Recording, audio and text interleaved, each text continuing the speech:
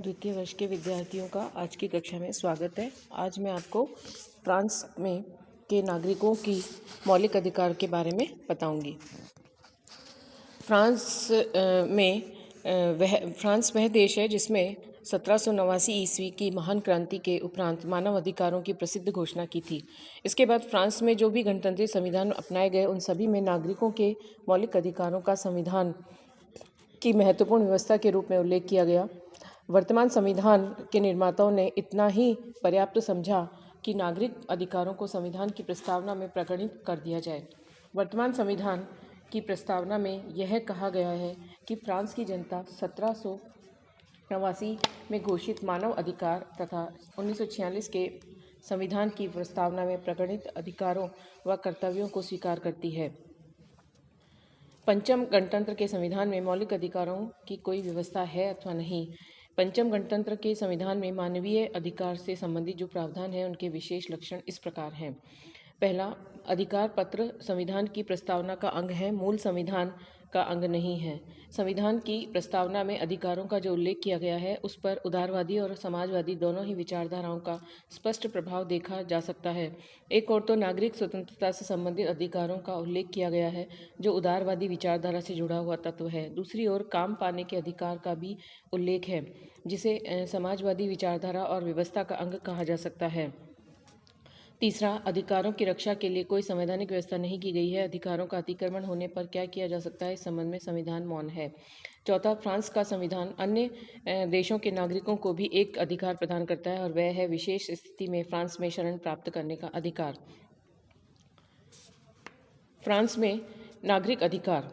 पंचम गणतंत्र के संविधान ने 1789 में घोषित चतुर्थ गणतंत्र में लागू किए गए समस्त 17 अधिकारों को स्वीकार किया है, जिनमें से प्रमुख इस प्रकार हैं। पहला, स्त्रियों को पुरुषों के समान ही अधिकारों की गारंटी कानून द्वारा दी गई है। दूसरा, नागरिकों की व्यक्तिगत स्वतंत्रता का उल्लंघन नहीं किया जाएगा। तीसरा, व्यापार तथा सार्वजनिक क्षेत्र में सबको समान अवसर मिलेगा तथा किसी का शोषण न हो सकेगा। चौथा, संविधान की भावना के अनुरूप समूह, संघ तथा संस्था के संगठन की स्वतंत्रता होगी। पांचवा, फ्रांस की राष्ट्रीय संस्कृति एवं शिक्षा की रक्षा की जाएगी तथा उसके प्रसार के साधन उपलब्ध करवाए जाएंगे। छठा, यदि किसी अन्य देश में किसी व्यक्ति को स्वतंत्रता से संबंधित गतिविधियों के कारण सताया जाए तो फ्रांस ऐसे व्यक्तियों को फ्रांस में शरण प्राप्त करने का अधिकार देता है। सातवां, प्रत्येक व्यक्ति का कर्तव्य है कि वह काम करे और उसे काम पाने का अधिकार है। किसी भी व्यक्ति को अपने काम या नौकरी में अपने जन्म, अपने मत या विश्वास के कारण कोई हानि नहीं पहुंचाई जाएगी। आठवां, प्रत्येक व्यक्ति को अपने अधिकारों और हितों की रक्षा का अधिकार है और उनकी रक्षा के लिए वह ट्रेड यूनियनों में सम्मिलित हो सकता है। नवां, नागरिकों को हड़ताल करने का अधिकार प्राप्त है, लेकिन इस अधिकार का प्रयोग कानून की सीमाओं के भीतर रहते हुए करना होगा। 10वां, प्रत्येक श्रमिक अपने प्रतिनिधियों के माध्यम से व्यवसाय के प्रबंध और काम करने की दशाओं के निर्धारण के प्रसंग में सामूहिक सौदे में भाग ले सकता है। 11वां, राष्ट्र प्रत्येक व्यक्ति और परिवार को उनके विकास हेतु आवश्यक दशाओं की उचित व्यवस्था का विश्वास दिलाता है। यह सभी नागरिकों को, विशेष रूप से बालकों, माताओं और बूढ़े व्यक्तियों को उनके स्वास्थ्य की रक्षा, भौतिक सुरक्षा, आराम और अवकाश की गारंटी देता है। 13वां, राष्ट्र सभी बालकों और प्रौढ़ों को शिक्षा, व्यावसायिक प्रशिक्षण और संस्कृति के समान लाभों की गारंटी प्रदान करता है। सभी श्रेणियों की निःशुल्क, धर्मनिरपेक्ष और सार्वजनिक शिक्षा की व्यवस्था करना राज्य का कर्तव्य है। 14, अधिकारों और कर्तव्यों की समता के आधार पर, जाति और धर्म के आधार पर किसी भेदभाव के बिना फ्रांस अपने उपनिवेशों की जनता के साथ मिलकर फ्रेंच संघ का निर्माण करता है।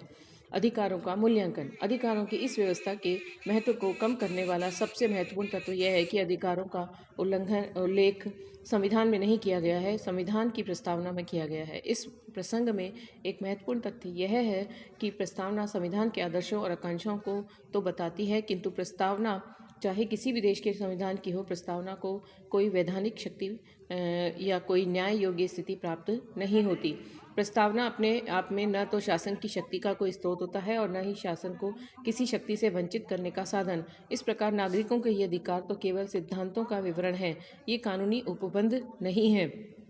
अतः यह अधिकारों को कानूनी दृष्टि से वैसा महत्व प्राप्त नहीं है जैसा महत्व संविधान में वर्णित मूल अधिकारों का होता है और जैसा महत्व संयुक्त राज्य अमेरिका और भारत के संविधान में वर्णित मूल अधिकारों का है।